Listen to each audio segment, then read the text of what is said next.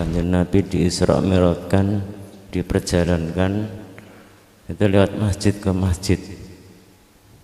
Tetapi di situ belum ada perintah wahyu sholat, kok sudah ada masjid. Ini mohon penjelasannya. Kanjeng Nabi subhanalladzi asra bi'abdihi lailam minal masjidil haram ilal masjidil aqsa alladzi barakna haulahu linuriyahu min ayatina innahu wasamiul basir.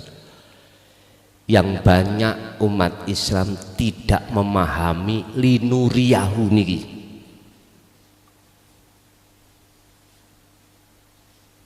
Tentang masjid sing dibahas, tapi linuriyahu mboten patek dibahas.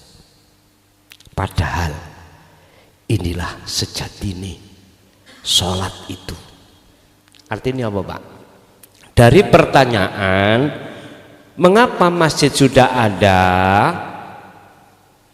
padahal perintah sholat belum ada. Siapa di antara kita sing ngaku-ngaku Islam kok tauhidnya belum ke anak? Nyun sewu, di mata Allah belum bisa dikatakan muslim.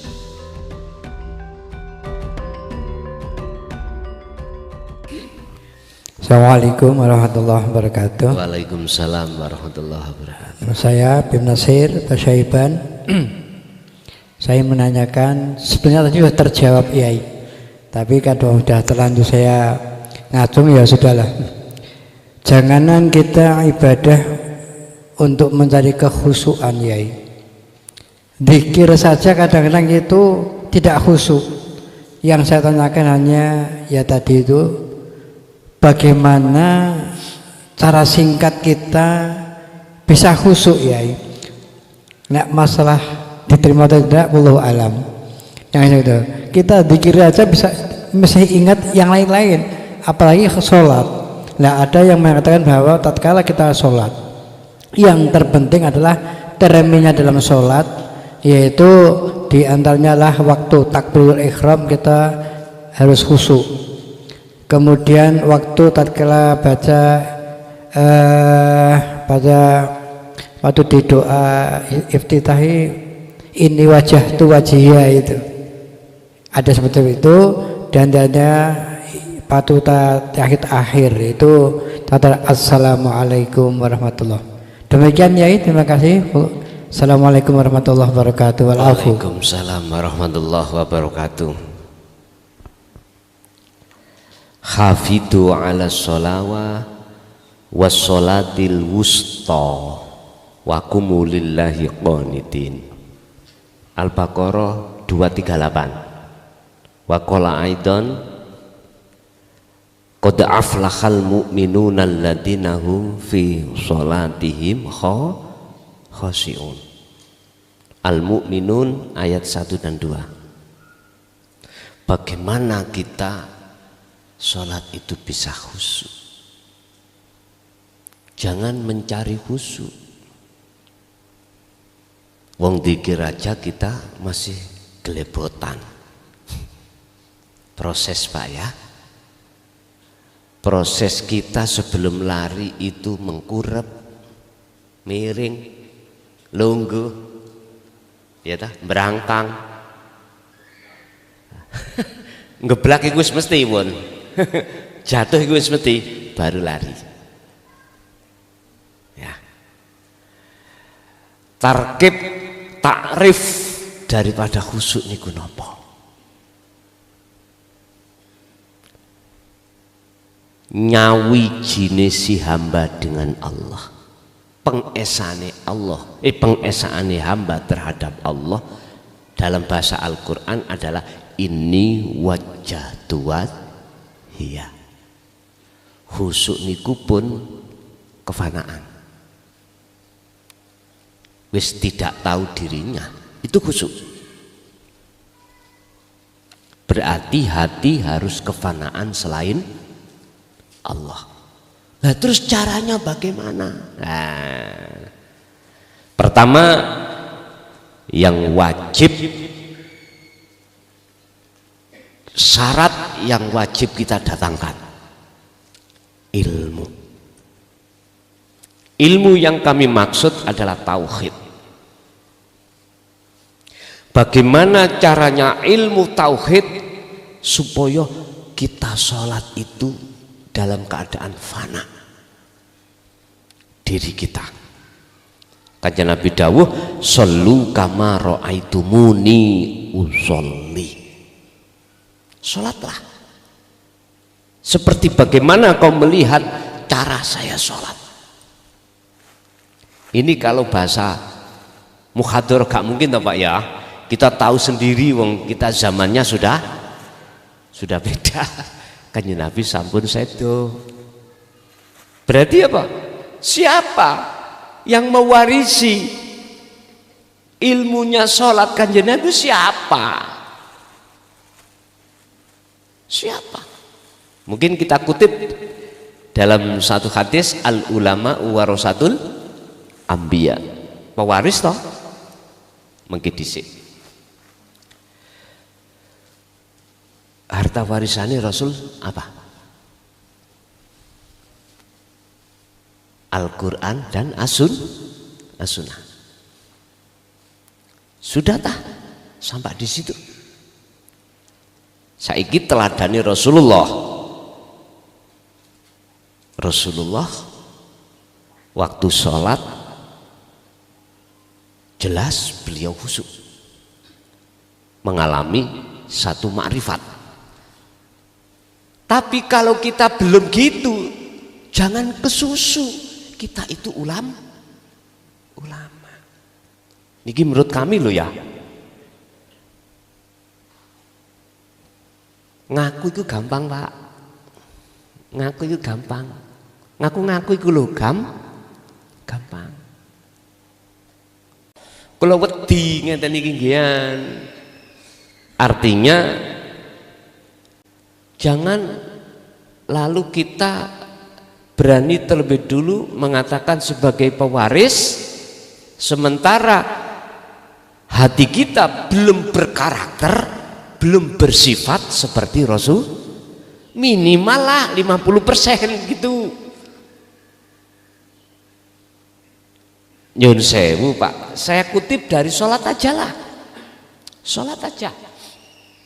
Padahal belum lagi yang lainnya. Uswatu hasanahnya beliau itu bukan hanya jatuhnya pada waktu sholat aja, enggak. Waktu kita bermuamalah, kita sesama manusia dan lain sebagainya. Bagaimana karakter beliau, sifatnya beliau bagaimana ketika bermuamalah, menjaga hablum minannas. Kalau kita belum seperti Rasulullah, estum pun dhisik kita itu ngaku-ngaku sebagai pewaris. Nek cara kula wedi Pak, gak pantes. Pantes kula niku nek isor jembatan kok ya dideleh nang ngene masjid, wis gak pantes. Ibarate kados ngoten. Nah, kalau ilmu ini tidak wajib sebagai syarat jenengan kali kula bisa bertemu Allah di dalam kemakrifatan setelah mengalami kefanaan, gak mungkin Rasulullah akan menurunkan hadis yang berbunyi utlubul ilma walau bisin. Gak mungkin.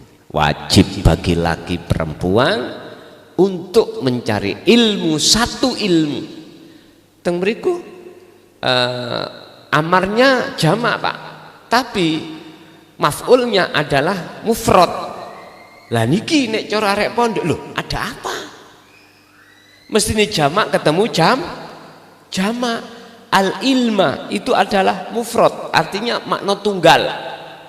Ternyata yang dimaksud al ilma bukan al ulum ya. Al ilma itu adalah ilmu tauhid. Mana yang gelem jabarno? Jarang Pak. Bahkan ini disembunyikan. Menurut kami Tidak begitu mau ulama-ulama ini menjelaskan tentang tauhid di tengah umum. Jujur mawon saya berkata, kakang saya sendiri sebagai ketua MUI tahun berapa itu? Beliau sedoniku tahun 2019 mungkin. Ketika saat saya mengatakan hal ini, nggak berani beliau menyampaikan alasannya. Ini ilmu yang harus disampaikan di forum khusus. Saya berpikir, Pak, Kanjeng Nabi dulu itu tingkatan dakwah ada dua. Pertama sembunyi-sembunyi, kedua terang. Ketika jatuh di terang-terangan, resikonya luar biasa. Bahkan kafir Quraisy pada saat itu, Abu Jahal secara terang-terangan mengadakan permusuhan, sehingga disebut kafir harbi, bukan zimmi loh Pak ya, harbi. Bahkan beliau, dia Abu Jahal dan para pengikutnya itu kan merencanakan mau membunuh Rasulullah. Entah. Itu setelah terang-terangan. Ini kita buka sejarah, kisah beliau seperti itu.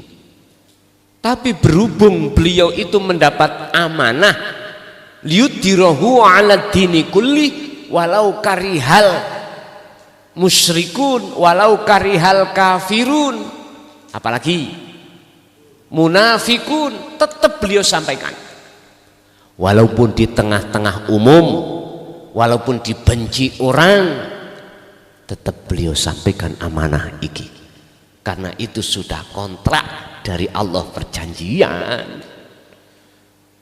Tapi resikonya seperti itu, tetap beliau sampaikan. Akhirnya turunlah satu ayat hijrah dari Mekah ke Madinah, gara-gara Abu Jahal kafir Quraisy itu mau mengadakan yang namanya pembunuhan terhadap kanjeng Nabi. Tapi dalang gak kentean lakon, saged mawon diselametno lewat apa. Kan sak dunya kabeh sing gerakne kan Allah, Pak. Walillahil masyriq wal maghrib fa aina ma tuwallu fa thamma wajhullah. Jelas. Sekecil sebesar apapun makhluk dari jagat timur sampai jagat barat, sinten yang memiliki, sinten yang berkuasa? Allah. Dan Allah itu di mana-mana dan tidak kemana-mana, di depan. Nanti kami bahas niku tauhid di sini. Ilmu ini kalau sudah jenengan tompo, amal. Yang kedua adalah khalwat. Tujuan khalwat solo adalah tazkiyatan nafsi, membersihkan penghalang-penghalangnya hati terhadap Allah. Apa penghalangnya hati? Wa zuyyina linnasi hubbus syahawah.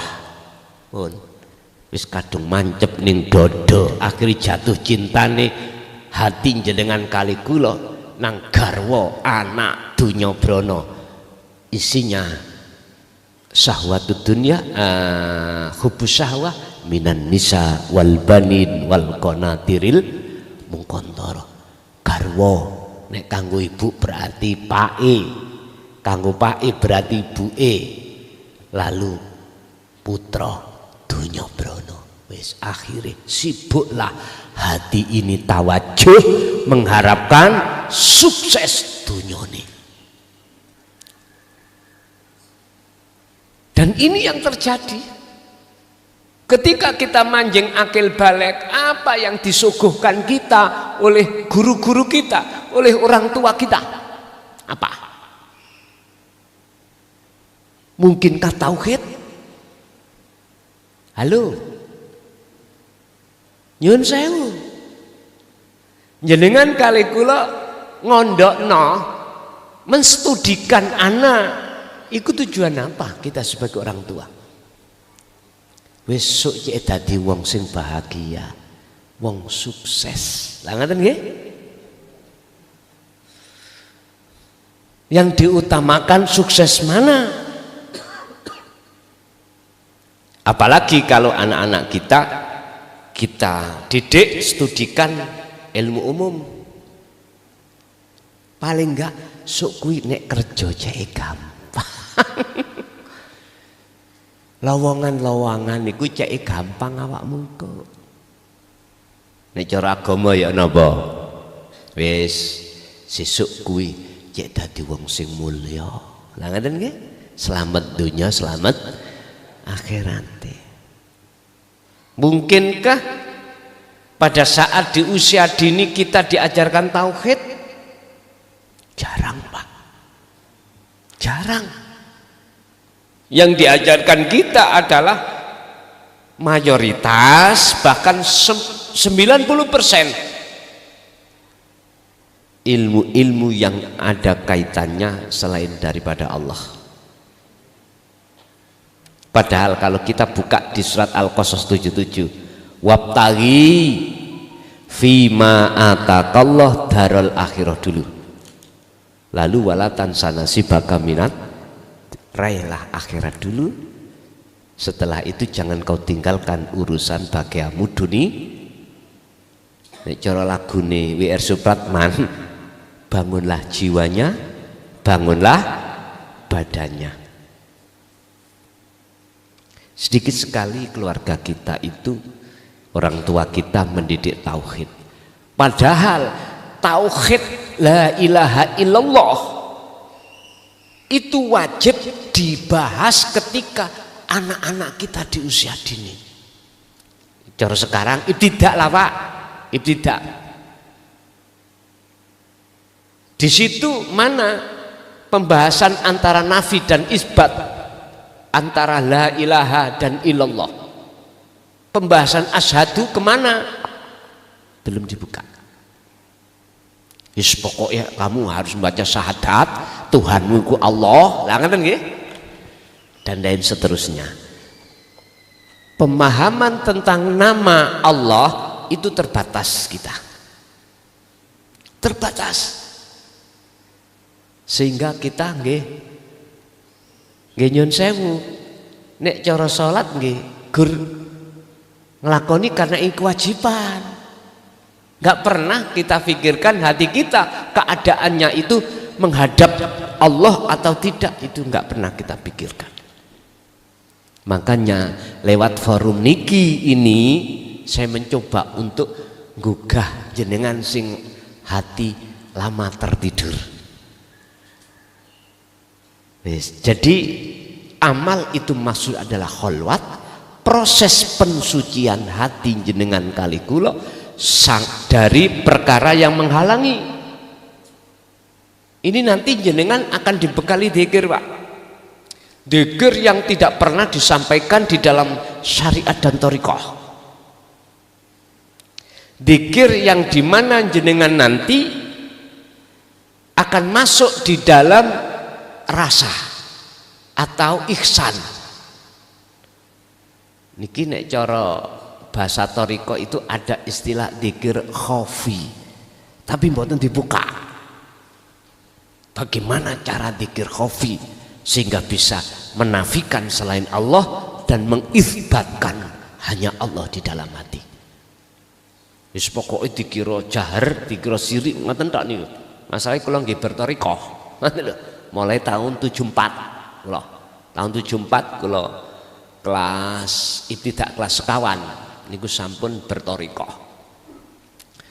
Lah Bapak Ibu, setelah dzikir niku dibekal non jenengan melakukan khalwat, tujuannya adalah untuk mendekat dan bertemu Allah. Baru si salib wajib ngikuti bagaimana cara Rasulullah iku uzlah. Dibuka dalam surah Al-Isra ayat 1. Subhanalladzi asra bi abdihi lailan. Mohon maaf, di sini ada kalimat asra. Mohon dipahami. Subhanalladzi asra bi abdihi. Niki. Apa artinya asra? Diperjalankan. Dialah Tuhan yang maha Allah, yang maha suci, yang memperjalankan hambanya di tengah malam. Nyun sewu, setingkat Rasulullah mboten ngaku-ngaku bisa berangkat Isra Mi'raj, mboten.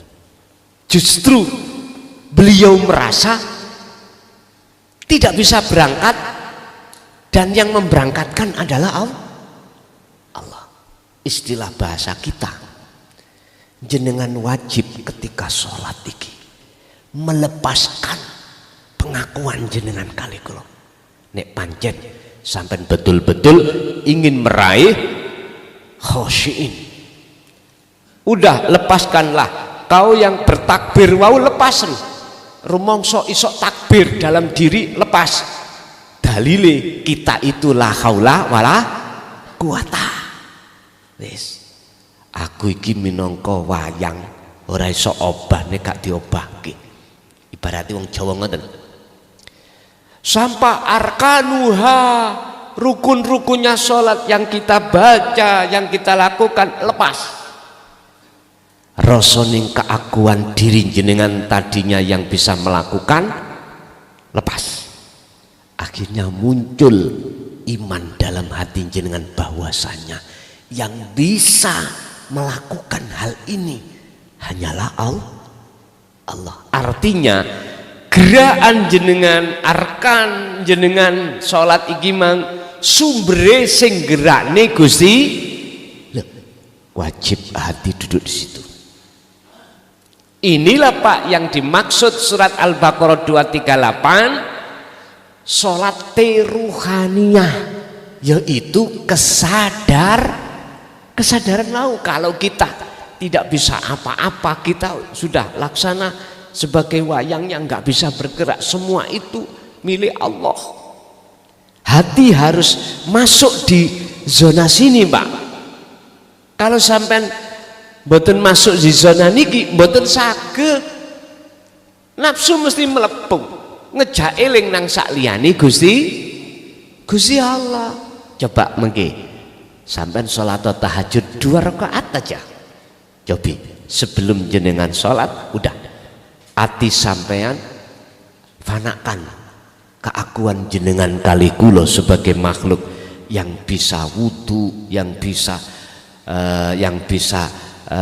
berbaju, yang bisa sholat, apapun, yang bisa takbir pun lepas. Rasakno kehadiran, sadarlah atas kehadiran wujudi Allah dalam diri sampean sebagai sang penggerak. Pun iku carane nggih niku yang disebut wassolatil wusta. Apa wassolatil wusta? Kalau ini kita masuk ke tafsir muhakamah Pak, ulama khilaf mengatakan maghrib, mengatakan asar. Padahal ini sudah masuk pada kalimat sebelumnya. Hafidu ala sholawah, jagalah sholat 5 waktu. As-sholawah iku jamak, berarti ay al maktubah, 5 waktu disebut akeh 5 waktu. Tapi ada lagi wassolatil wusta.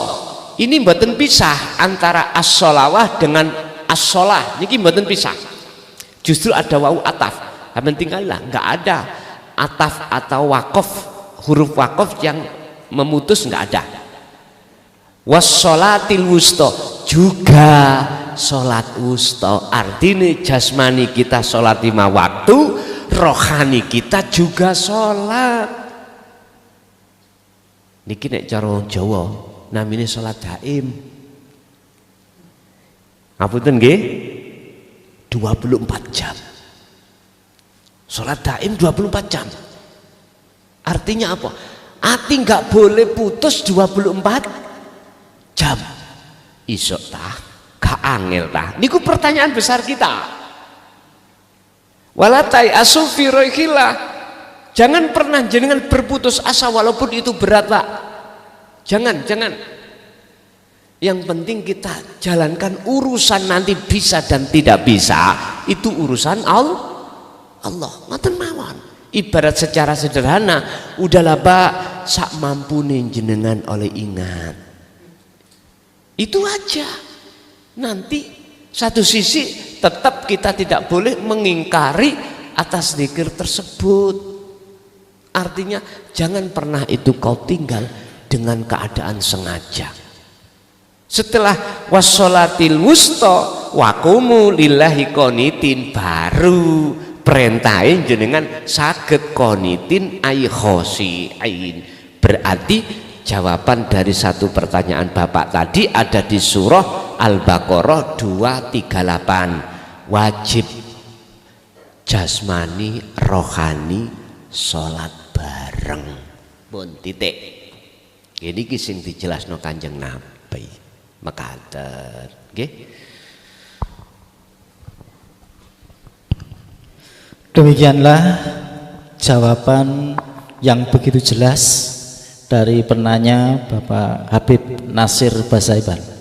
Kita lanjutkan untuk penanya yang ketiga. Beliau Bapak Kiai Haji Muhyiddin. Yang perlu saya sampaikan pada Pak Kiai, mengacu pada surat Al-Ahzab tadi, ya ayyuhalladzina amanu dzkuru dzikran katsira wasabbihu bukratan wa asila. Zikir itu terdiri dari zikir lisan, zikir hati, dan zikir ruh. Di sini ada juga yang dikatakan dalam kitab Sirul Asror, ada zikir yang dikatakan zikir imtihan. Nah, apa yang dimaksud daripada zikir imtihan ini? Terima kasih. Assalamualaikum warahmatullahi wabarakatuh.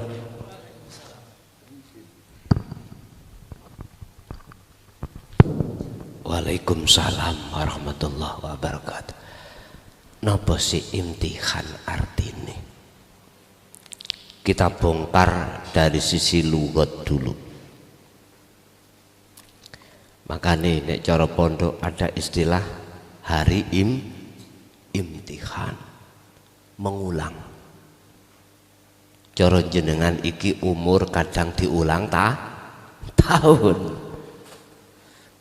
Mengingat, ngapunten. Ini jawabannya ada di surah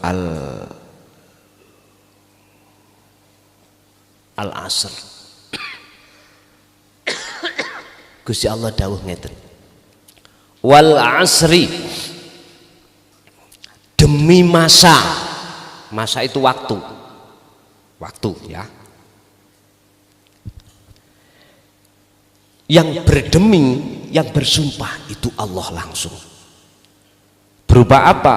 Innal insana sak temene akeh menungso, maksudnya aikol buhum, hatinya.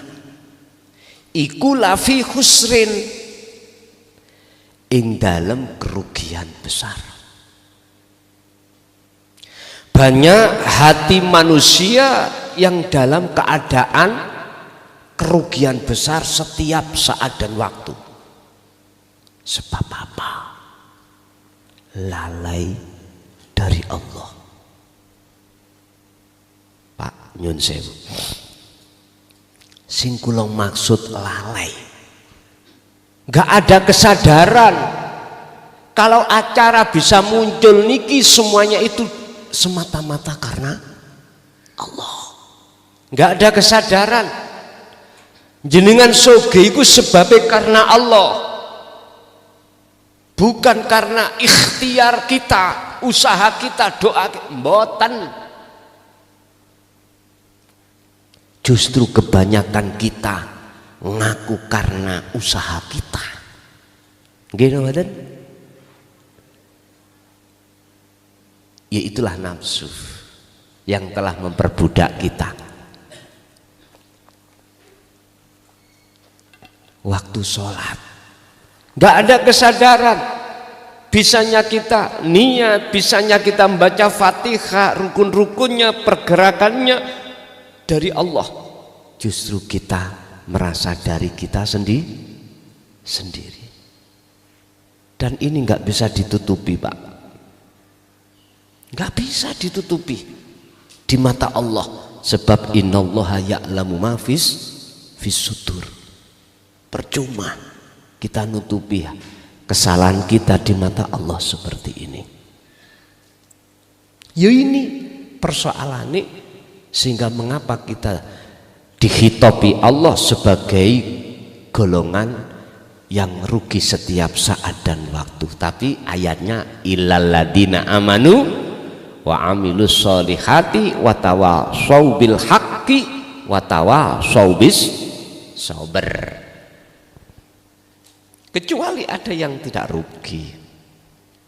Makanya Pak, diulang atas kesadaran kita nyadari kalau selama ini kita salah di mata Allah dengan bentuk melalaikannya.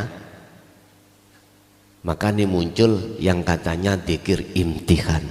Udah, ulangi, kembalilah kau ke fitrahan lagi. Ini cerita Nabi Yunus. Ketika saat beliau berdakwah di tengah kaum dan kaumnya menolak, hatinya beliau itu marah dan berdoa kepada Allah, ya Allah, kaum saya yang menolak tolong hancurkan aja. Jadi beliau keluar dari kaum sambil hatinya itu mendongkol, padahal ini salah di mata Allah. Beda kalau Kanjeng Nabi gak nyalahkan yang menolak, ditunggu sampai kesadaran. Kita lihat mungkin sejarah kaum Taif, ya toh, sampai malaikat Jibril itu menawarkan gunung Uhud untuk diblekan di kaum Taif, tapi beliau nggak mau. Jangan. Karena beliau belum mengerti. Jawabnya beliau gitu, maklum, siapa tahu nanti anaknya jadi pengikutku. Kalau kita gimana Pak? Halo, hinakan ya Allah, matikan dalam keadaan nggak baik, ya Allah. Rasulullah tidak seperti itu Pak. Makanya disebut rahmatan lil alamin. Itu ketika saat beliau itu menghadapi yang menolak dan yang menerima, faminhum man hadallah wa minhum man haqqat alaihi dhalalah. Dia pasif mawon, nyantai mawon. Betul kalau Nabi Yunus. Akhirnya apa yang terjadi? Nabi Yunus justru ditenggelamkan Allah di laut, lalu dimakan ikan nun. Akhirnya disitulah asbabun nuzulnya muncul, la ilaha illa anta subhanaka inni kuntu minat. Setingkat Rasul Pak, ngaku dolim, lalai beliau itu bahwasanya di balik kaum menolak itu ada Allah. Lalai di situ loh, dia merasa dolim. Kalau kita waktu sholat lalai gak merasa dolim, nggih mboten? Waktu kita melakukan taat gara-gara egoismenya kita itu terlalu tinggi, disebabkan karena ilmu, disebabkan karena harta, disebabkan karena jabatan, akhirnya muncul keakuan kita. Sing Rasul mawon hanya karena itu merasa dolim. Subhanaka inni kuntu minadz zalimin. Sesungguhnya aku, kata Nabi Yunus, termasuk golongan yang dolim ya Allah terhadapmu. Iki Nabi Yunus, Nabi Rasul, awak dewe Sik kae isok, mohon maaf ya. Sik kae isok salat di dia wis wah. Ngapunten. Itu proses kita ya. Proses kita, cuman saya hanya bisa berharap kepada Allah ojo sampai kita meninggal sebelum hati kita belum sampai mengikuti apa yang pernah dilakukan Rasulullah Sallallahu Alaihi Wasallam. Hanya itu. Istilah bahasa sederhananya, bapak ibu empun sedorin jenengan sebelum ati sampean sampun marek lan makrifat Allah. Ngoten. Jadi zikir imtihan itu bahasa ngulangi. Ingatlah kita dulu pernah fitrah. Ketika saat ruh ini Allah tiupkan di jasad, apa janji kita Pak? Alastu birabbikum qalu bala syahidna. Al-A'raf 172. Di situ kita sudah janji, berupa janji tidak akan menyembah, tidak akan mencintai, tidak akan memuja, tidak akan memuji, tidak akan minta tolong kecuali hanya pada akhirnya kita ketika saat masuk akil balik beda wis hati kita. Ketemu wong wedok, waduh anil-anil. Kita baru jatuh cinta pada selain Allah. Sing wedok yang ngono nang lanang. Dan ini sunatullah, persis apa yang telah dilakukan oleh baginda Adam kakek kita. Kan sudah dikasih tahu sama Allah, Adam dalam Gusti, jikalau kau ingin betul-betul ingin hidup selama-lamanya di negeri yang kekal akhirat surga ini, wala taqrabah hadhihi syajarah, jangan kau dekati pohon itu. Langan enggak? Sudah dikasih tahu sebelumnya pelanggaran itu. Jawabannya sendika dawuh siap. Wis Gusti Allah pingin nguji kesetiaan Nabi Adam. Iblis diceluk, dijadikan Allah sebagai alat untuk menguji Nabi Adam. Moro iblis dengan bahasa-bahasa yang halus, nafsu moro Pak dengan bahasa-bahasa yang halus terhadap rohaniah kita. Iku jamali kai, dunya iku enak, kekal, nyata, akhirat iku gak. Begitulah nafsu. Iblis kan sanjang nang Adam. Adam, aku iku sayyidul malaikah asalnya. Penasehati para malaikat disebut Ajazil. Ya. Kau tahu maknanya khuldi? Ya. Kekal. Jikalau kau nggak makan, kau nggak kekal di sini. Sebab ini pohon ini ada di surga. Loh, Iblis, saelingku dawe Gusti Allah iku aku nek mangan iku malah aku diusir kok. Wong namine penghasut tak beda to Pak, diwalik-walik to omongane. Sempuni niki lho. Diwalik-walik. Enggak dam. Sing bener iku sapa sing mangan mesti kekal. Cara jenengan kali kula. Wa zuyyina lin-nasi hubbus syahawah minan nisa'i wal banin wal qanatiril muqantarah. Ini tiga dijadikan nafsu seakan-akan itu apa? Meyakinkan. Seakan-akan itu abadi. Seakan-akan ini menjanjikan. Kekal mboten niki? Mboten. Wa yastahibbunal hayatad dunya alal akhirah. Kata Allah dalam surat Ibrahim ayat 3, jikalau kau masuk perangkapnya iblis, nafsu, dengan bentuk kau mencintai tiga ini meninggalkan aku, alal akhirah, otomatis kau akan lalai dari akhirat, kau akan melalaikan aku.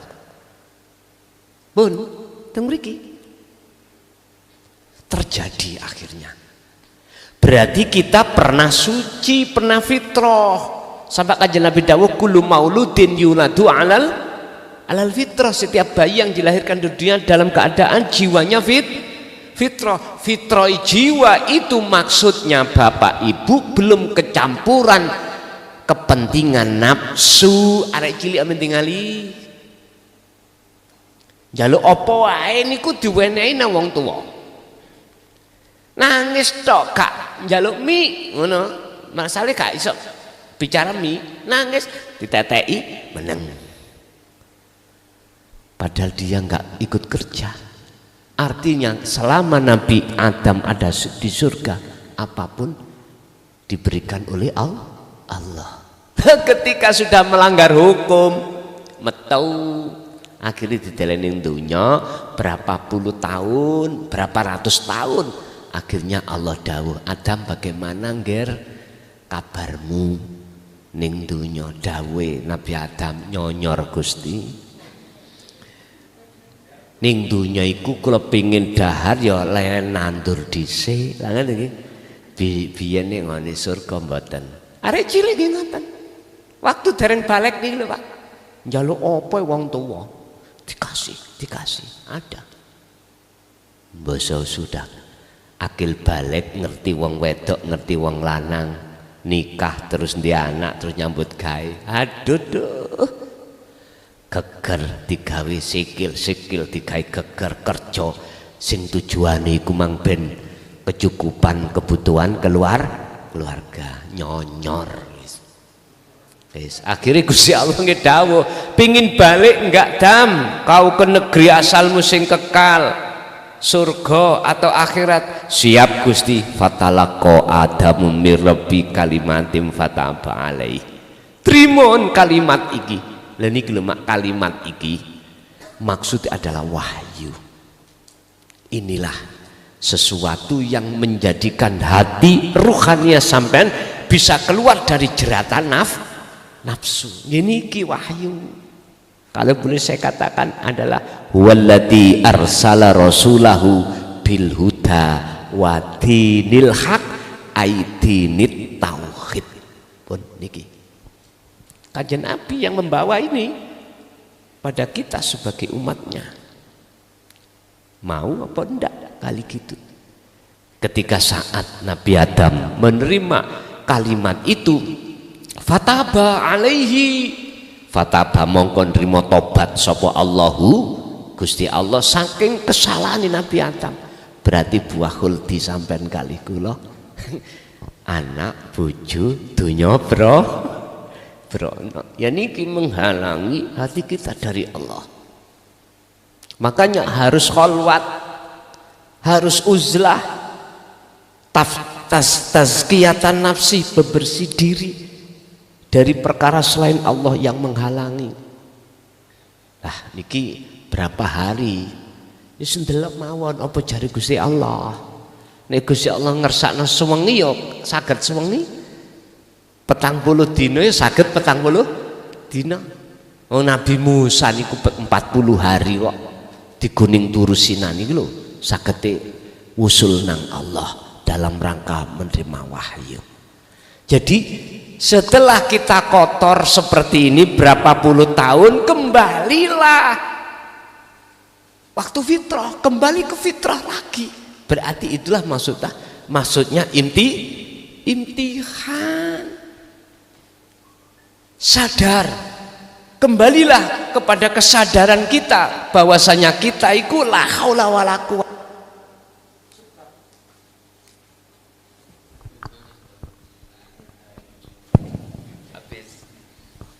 Sebab selama ini kita berpuluh-puluh tahun hati jiwa rohania kita melalaikan Allah.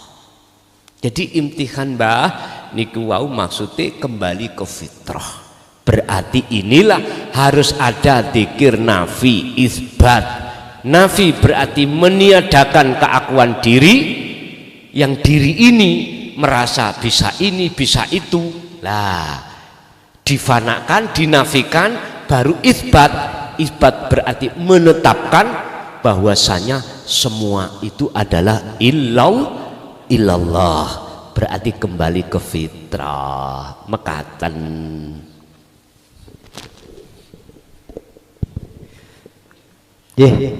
Alhamdulillah, ini untuk session termin pertama 3 penanya sudah selesai. Kita lanjutkan untuk termin kedua, ini khusus untuk ibu-ibu. Monggo ibu-ibu silahkan untuk bertanya, untuk tunjukkan jari. Mungkin yang ada di luar juga bisa. Monggo. Ada ibu-ibu? Ibu-ibu ketoknya pun do mudeng nih. Mudeng apa ngantuk ya? Wah, monggo. Monggo, ini masih ada 3 penanya lagi, ibu-ibu kalau ada. Mboten enten nggih? Nggih, niki saya kembalikan ke bapak-bapak saja. Nek bapak-bapak niku kathah nih. 1, 2, 3. Nggih, 3. Matur nuwun.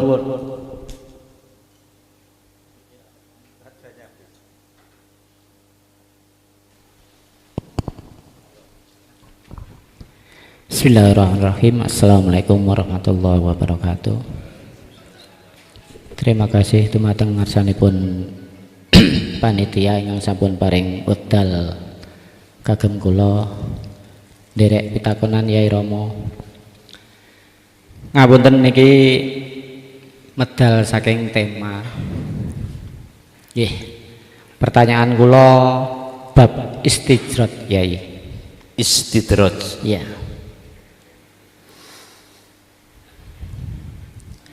Kita nggih ngapunten, nami kula Ahmad Nur Hadi saking Kadokan Grogol Sukoharjo. Nggih kula ambali pertanyaan kula nggih menika bab istijrad. Kita semua tahu bahwa istijrad itu adalah bentuk anugerah Allah tanpa harus mentaati perintahnya. Nggih, biasanya kan mengatakan konsep Nah, terkadang tiang yang istijrad niku tidak mengharap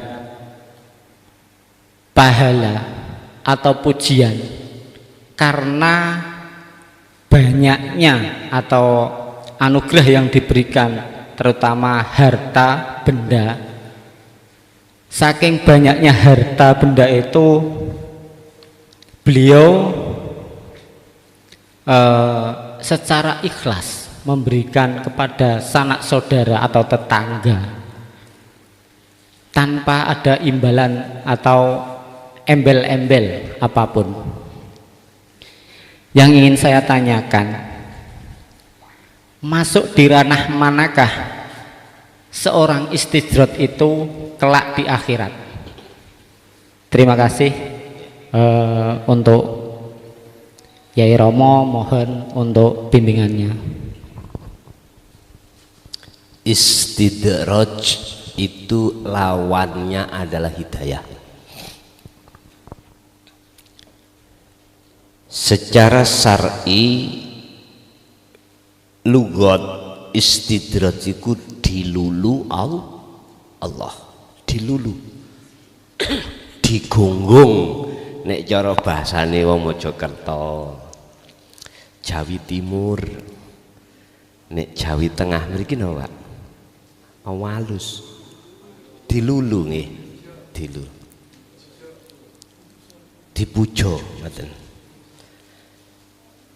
Kita mengenal istidrat ini secara pandangan syariah. Kita menuduh dan mengatakan orang-orang yang dijauhkan dari ketaatan pada Allah secara fisik. Dunyane wakeh, Pak.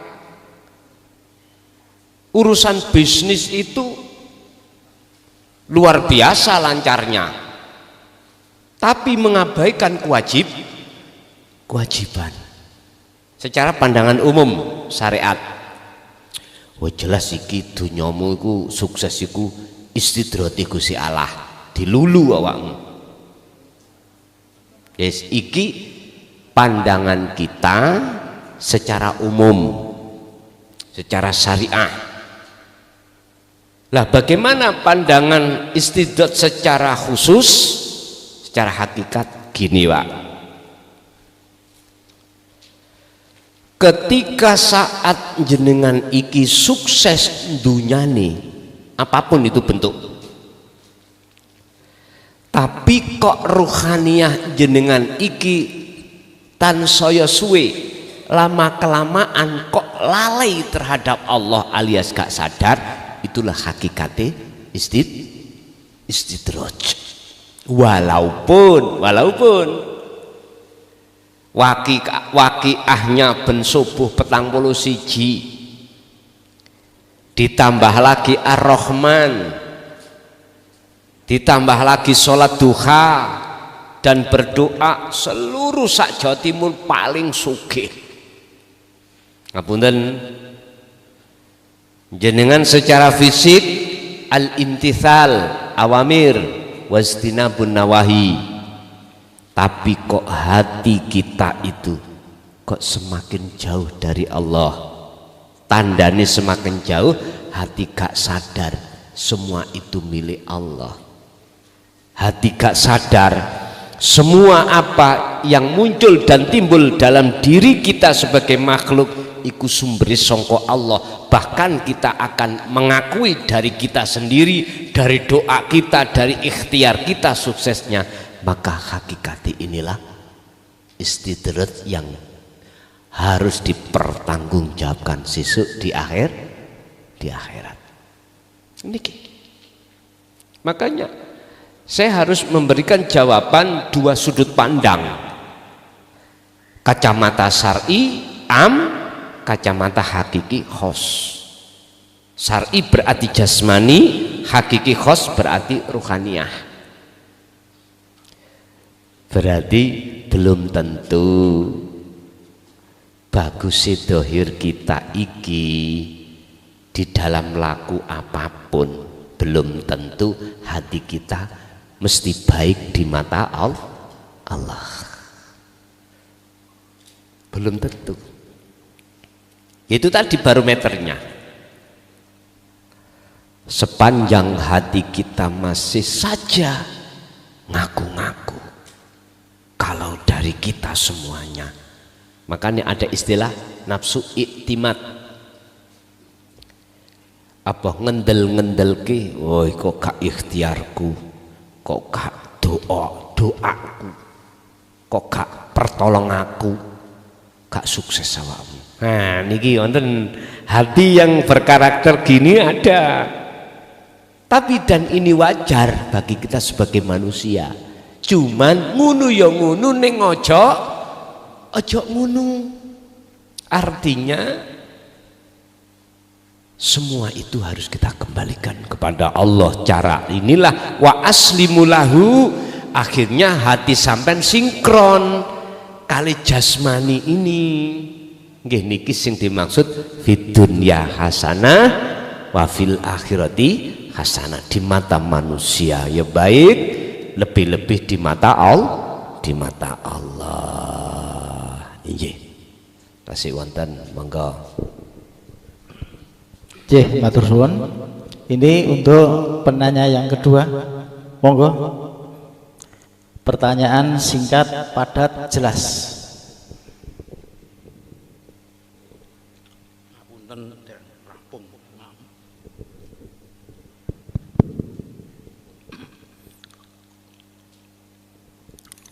Assalamualaikum warahmatullahi wabarakatuh.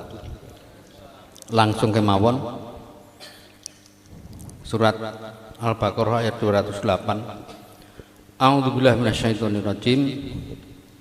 Ya ayyuhalladzina amanu taqulu bisilmin kafah wa la tattabi'u khutuwatis syaiton innahu lakum aduwwum mubin. Kata-kata kafah kalau wau Pak Kiai artosaken sempurna. Kata ingkang ngartosaken semuanya. Pertanyaannya pengertian sempurna kalih kali semuanya itu secara lughah maupun secara syar'i, apakah ada perbedaan pengertian lughah ataupun pengertian pemahamannya, apakah ada perbedaan? Namung ngaten pareng nuwun. Kafah dengan sempurna atau semuanya, kalau kita merujuk datang tafsir mutasabihah sama artinya syuhudul wahda fil kasrah. Empat ini ada tunggal,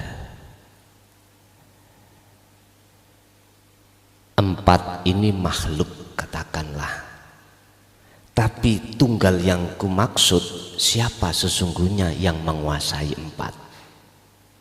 Kembali lagi Allah. Jadi sama menurut kami mengacu pada tafsir mutasabihah bahwasanya kafah, makanya kafah itu kan jadi hal. Di mana ada hal mesti ada sohibul hal. Hal dan sohibul hal itu miturut tafsir mutasabihah sesuatu yang tidak bisa dipisahkan. Hal itu keadaan, sohibul hal itu yang memiliki keadaan. Keadaan empat: syariat, thariqat, hakikat, makrifat. Lah sing gawe ngeten iki ya sapa? Halo, sing ngelakokno seseorang itu hanya di syariat ya sapa? Terus sing ngelakokno sampak nenggone hak thariqah, hakikat, makrifat ya sapa? Tunggal siapa? Allah Subhanahu wa taala. Kados ngeten. Sing nguasai makhluk di dalam air sinten? Allah. Iki iman yang ihsan loh ya, yang sodik. Siapa yang menguasai makhluk di dalam bumi? Kayak cacing, gaya sing hidup di dalam bumi ini gitu. Siapa yang menguasai makhluk yang hidup di atas bumi, daratan? Kembali lagi tidak ada kecuali Allah. Semua dan sempurna miturut tafsir mutasabihah, menurut kami sama. Dikatakan sama, semua empat ini yang menguasai ya tunggal, tidak ada lain kecuali Allah. Kalau maknanya seperti ini, maka Bapak sama antara semua dengan sempurna. Mekaten. Ada lagi? Ini untuk penanya terakhir. Sinten Bapak? Oh, monggo. Assalamualaikum warahmatullahi wabarakatuh. Waalaikumsalam. Saya dari Laban, dari Mojolaban. Untuk pertanyaan yang pertama, Kanjeng Nabi di Isra Mi'rajkan, diperjalankan itu lewat masjid ke masjid. Tetapi di situ belum ada perintah wahyu sholat, kok sudah ada masjid. Ini mohon penjelasannya. Yang kedua, di dalam sholat tahiyatul akhir itu ada Kanjeng Nabi Muhammad kalian Kanjeng Nabi Ibrahim, malah Sayyidina Ibrahim.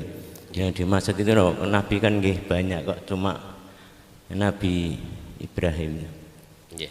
Yang ketiga, apa bedanya zikir rasa sama hati untuk perbedaannya? Zikir apa? Rasa. Rasa. Oh, nggih. Kalih Su'ad, membedakan nggih. hati. Sudah begitu pertanyaan dari saya. Tentang masalah Isra Mi'raj. Isra Mi'raj Kanjeng Nabi, subhanalladzi asra bi'abdihi lailam minal masjidil haram ilal masjidil aqsa alladzi barakna haulahu linuriyahu min ayatina innahu wasamiul basir. Yang banyak umat Islam tidak memahami linuriyahu niki.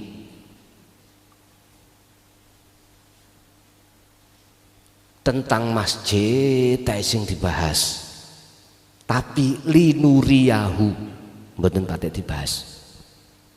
Padahal inilah sejatine sholat itu. Artinya apa, Pak? Dari pertanyaan mengapa masjid sudah ada padahal perintah sholat belum ada. Bon, kita mengenal dua kalimat, Isra dan Mi'raj. Takrifnya Isra, perjalanan beliau dari Masjidil Haram ke Masjidil Aqsa. Ini proses perjalanan dunia dari masjid ke masjid. Masjidil Haram di Mekah, Masjidil Aqsa di Palestina. Nah, ini dunia. Hakikatnya itulah perjalanan kita syariat jasmani. Ngandung dua hukum, al-imtithalul awamir wajtinabun nawahi. Jalankan apa yang diperintah, tinggalkan apa yang dilarang. Wis niki ilmu zamane tarbiyah ibtidak sanawi aliyah dulu, Pak. Ilmu syariat wis paham sampean. Bapak Ibu, sekarang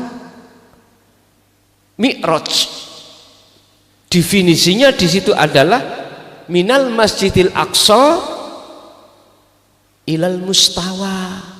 Di tengah-tengah ada Sidratul Muntaha. Sidratul Muntaha itu pohon bidara, Pak. Pohon bidara itu apa ya? Pohon pas di atas pucuk pohon, daunnya pohon, atasnya akhirat, bawahnya itu dunia. Mungkin kalau jenengan pernah jadi astronot, ada alam yang masih ada oksigen, ada alam yang sudah tinggalkan oksigen. Ini namanya alam hampa.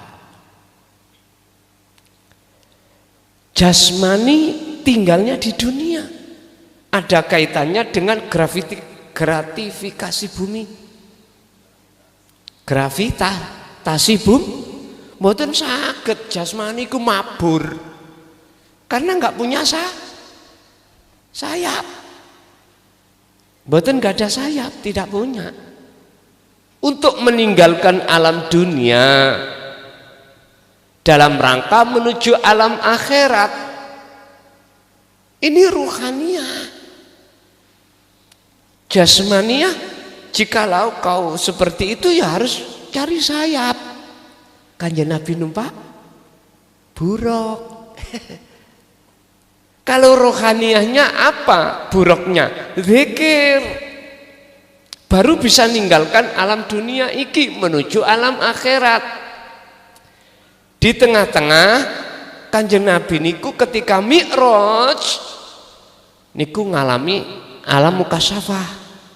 Sab langit siji loro telu papat lima enem pitu ketemu oleh para nabi dan rasul.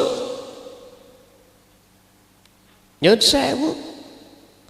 Sebelum meninggalkan sab langit 7, beliau itu dibekali dengan tahiyat oleh malaikat Jibril supaya tidak hancur beliau. Apa sih tahiyat? Penghormatan. Maksudnya apa, Pak? Jenengan kalau meninggalkan alam oksigen menuju alam hampa harus punya alat.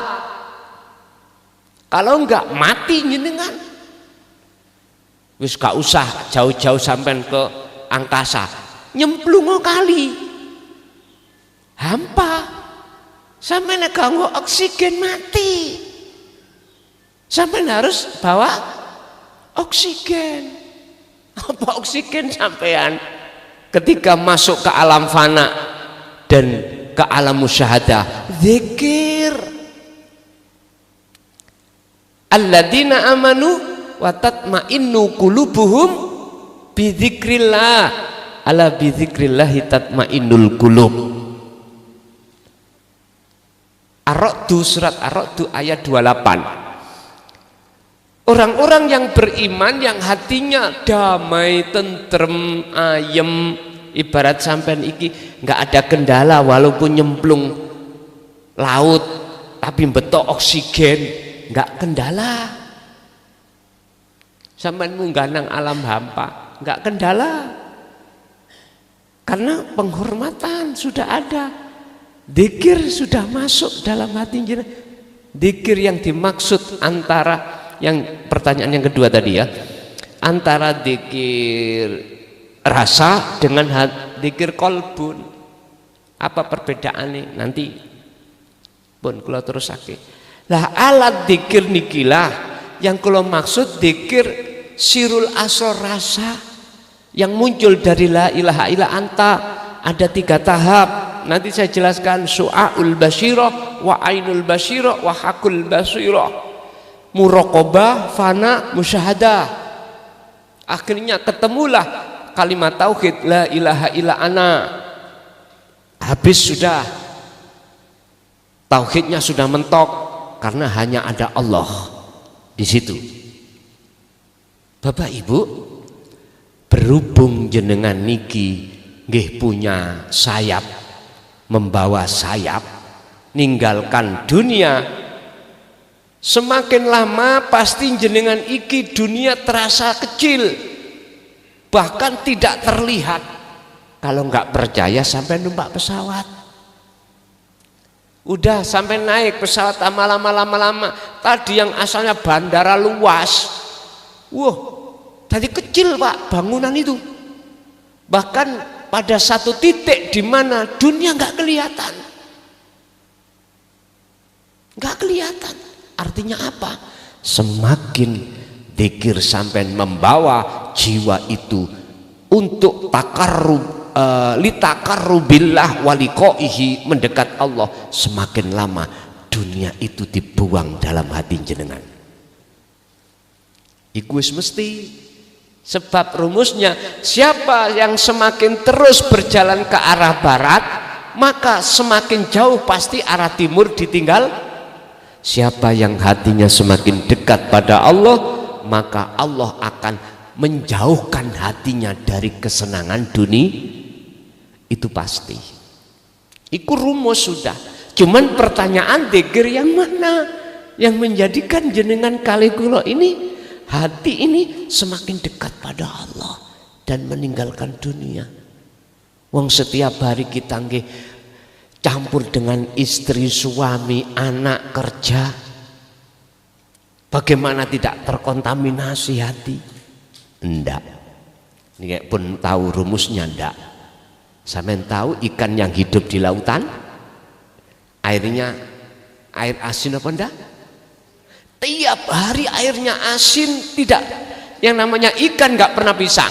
Tapi mengapa tubuhnya enggak terasa asin? Sedangkan sampan ibu-ibu goreng iwak tahu, ya, iwak tempe dioyahi diluk asin. Ternyata jawabannya, kalau ikan yang di lautan ikannya tidak mati, ikan tahu tempe ikannya mati. Hati kalau hidup, walaupun campur di rumah tangga, dunia mewah bagaimana, jabatan sampai dukuro koyo apa, tidak akan menghalangi hatinya kepada Allah. ngeten iki nanti ya kudu dilatih ya lewat latihan lah, latihan sampean ya khalwat iku uzlah tiap saat dan waktu itu. Bon, itu yang pertama terkait masalah Isra dan Mi'raj. Berarti sebelum Kanjeng Nabi nampa salat niku sudah ada ya salat, sudah, itu linuri yahu min ayatina, cahaya makrifat sudah menyala dalam hati beliau. Berarti sholat daim itu sudah ada. Wis kula takok nang sampean, tuwek endi roh ambek raga? Ayo, jelas tuwek roh. Karena sadurunge raga ana, roh sudah ada. Pak nyun sewu, tuwek endi bapak ambek anak? Tuwek bapak. Nah, ngoten nggih. Oke. Sampeyan kok tak lebokno satu pertanyaan bingung jawab. Ngene. Tuwek endi, luwih dhisik endi antara ijabah dengan doa? Ayo, pingin roh. Pak nyun sewu, kula nukil kitab Hikam Syekh Ibnu Athaillah iku dawuh ngeten, wong-wong sadurunge ndonga ijabah iku wis ana. Ngoten nek di mana yaumul azal, yaumul azal, yaumul azal, yaumul azal ya apa? Ya zaman sebelum jenengan ada itu sudah ada, gitu loh. Itulah yang disebut qadha, ketetapan Allah wis tertulis. Tapi kebanyakan orang itu ngomong ngeten, kok gak aku ndonga, kok gak aku ikhtiar, gak mungkin iku teko. Lah ngoten nggih. Kebanyakan. Makanya kalau takoki, bapak apa anak sing nyebabno tekani anak? Apakah anak itu sebagai sebab tekani bapak? Jelas bapak inilah sebagai sebab tekani anak. Artinya luwih tuwek bapak ketimbang anak. Apa ya mungkin doa itu sebagai sebab tekani ijabah? Nek cara akal jawab bener, tapi kalau hati yang jawab kualik itu, kualik. Sebab ngeten Pak nyun sewu, doa iku tekone lagi Allahumma saiki karep sebab ono sing dikarepno, padahal ijabah iku wis nyantol. Nek andai kata belum ada ketetapan dulu tidak Allah tulis, nggak akan turun. Jikalau sudah Allah tulis mesti turun. Sekarang bagaimana caranya doa itu sejatine ijabah? Nah, niki sampeyan wajib hati untuk melepaskan keakuan diri, baru temeriku akan ketemu. Sehingga antara ijabah dan doa itu tidak ada bedanya keduanya. Ngoten. Kembali terkait masalah sholat ini tadi Pak, proses Isra dan Mi'raj itu perjalanan jasmani dan rohani. Sementara yang banyak kita tidak pahami adalah perjalanan rohani. Ternyata sholat ruhaniyah itu sudah terdahulu, lebih tekani terlebih dahulu daripada secara syar'i. Lah secara syar'i ikut tembung kocone secara hakiki. Secara hakiki ini apa? Bala sahidna nggih Gusti, kula hanya menyembah dateng jenengan. tawajuh datang jenengan waktu roh belum ditiupkan di jasad. Loh.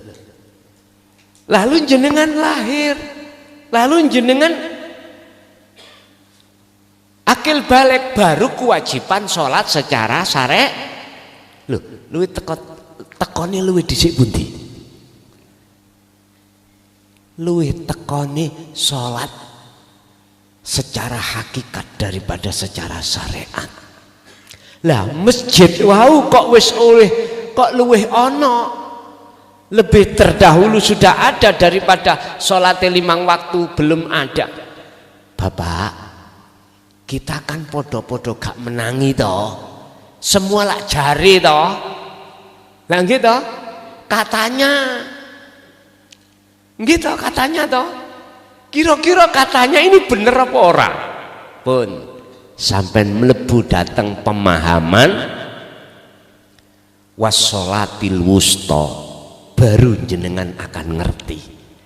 Ternyata sekalipun Kanjeng Nabi niku belum di Isra Mi'rajkan, beliau sudah sholat.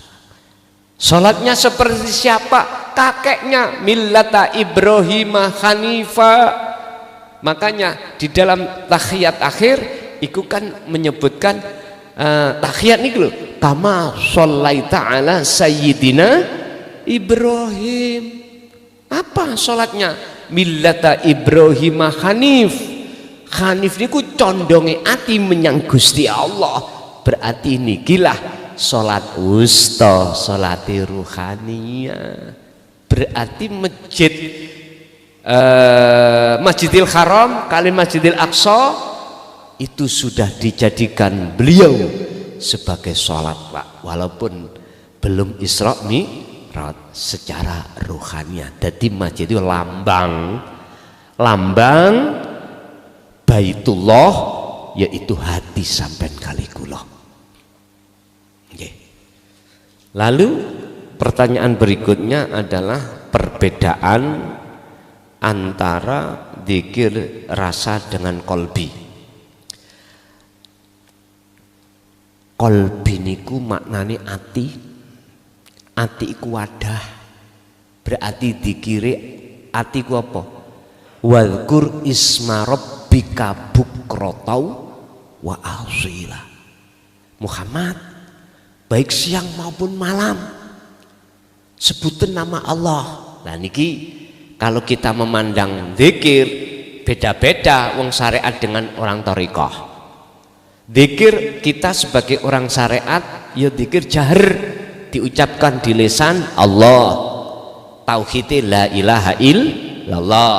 Sekarang thariqah melayuni sifat, syariat mang nama, iki sifat, muncul tauhid la ilaha illallah, dzikir sirri ikut diucap di hati Allah, Allah, Allah gitu. Lah rasa bagaimana? Sak lebete ati yang disebut ihsan, antak budallaha ka'annaka tara fa illam takun tara fa innahu yaraka, kata Rasul. Ihsan iku adalah ketika kau menyembah seakan-akan bisa melihat wujudnya Allah.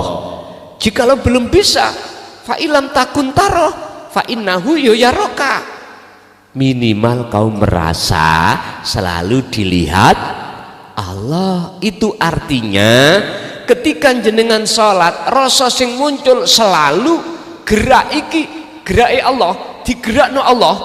Jadi kalau hati sudah masuk di situ, ini disebut alam muraqabah, alam di mana Allah sudah terasa dekat. Jikalau ini diteruskan dzikir niki, dzikir rasa ada 3 tahap, ainul su'aul basyirah wa ainul basyirah wa hakul basyirah. Nanti ainul basyirah nur makrifat dinyalakan Allah. Terus ketika nur makrifat menyala, maka diri Anda, seluruh makhluk apapun dalam hati panjenengan iku hilang jadab jenengan, fana. Jadab itu apa? Ditarik Allah, ruh dari alam dunia ke alam akhirat, dari alam kita itu ke dunia ini, ninggal dunia, terus masuk ke alam akhirat berarti penyaksian kepada Allah. Terus tandanya napa? La yarawna li anfusihim syai'an. Jenengan sudah tidak ada. Kak, niki mboten bahaya ta, Pak? Nek menurut kami mboten. Sebab justru posisi yang seperti inilah hati akan terasa damai. Orang lain sing mengatakan iku bahaya. Iku bahaya. Wong lali anak, lali bojo Pak. Lali penggawean ati. Kalau akal ya seemut. Tapi hati sudah lalai, sudah enggak ada masalahnya. Loh, justru keadaan fana seperti inilah alasan Allah menarik jenengan ke alam makrifat. Sudah, sempurna sudah. Cuman pertanyaan berapa detik, berapa menit, berapa jam, berapa bulan, berapa tahun. Bagi kita golongan am akan mengatakan ini bahaya ketika saat Allah menzadabkan ruh saakali niki. Sebab kalau ditarik saakali, wis akali wis lali iki bojoku iki anakku iki dunya wis lali pun semuanya lali. Jadi wis mboten saged ditakoki. Cara waktu sholat subuh ya mboten semerap. Isya mboten semerap karena bigori aklin ya Pak. Akalnya enggak fungsi ya. Kira-kira saged dihukumi wong ngenten iki? Mboten saged. Iki namanya makom khos. Beda kalau yang ditarik dijadabkan itu makom khawasul khawas, cuman ruhaniyah saja sudah lepas fana seluruh dunia, akal tapi masih fungsi. Tasik saged kerja, tasik saged. Lho penak. Ndi kewajiban dilakoni, ndi perintah, ndi larangan diting. Akhirnya lenggai seperti Kanjeng Nabi, sifat papat, sidik, fatonah, tablek, amanah saged ditakoki. Nek sing ngarep mang mboten saged. Oh takoki tekon ndi, Cak? Jawabane lho, sapiku mana telu. Wong ditanyai dari mana, kok jawabannya sapiku mana telu. Lah wis mboten sambung sini iki, mboten sambung. Tapi pertanyaannya kira-kira jenengan mengke dideleh Allah diletakkan di mana zadabnya? Wallahu alam. Itu bukan urusan kita. Itu urusan Allah. Kita itu namun netepi kewajiban kita sebagai hamba, ubudiyah kita kepada Allah. Apa? Sadari kalau semua itu milik Allah. Baik af'al sampean, penggawean apapun pekerjaan, jangan pernah kita akui. Kembalikan semua milik. Caranya berzikir rasa. Nanti waktu momen ada pembahasan tentang zikir sirul asrar dari sejarah dari kalimat tauhid la ilaha illa anta. Nanti ada momennya sendiri akan kami bahas secara detail. Nggih. Cukup.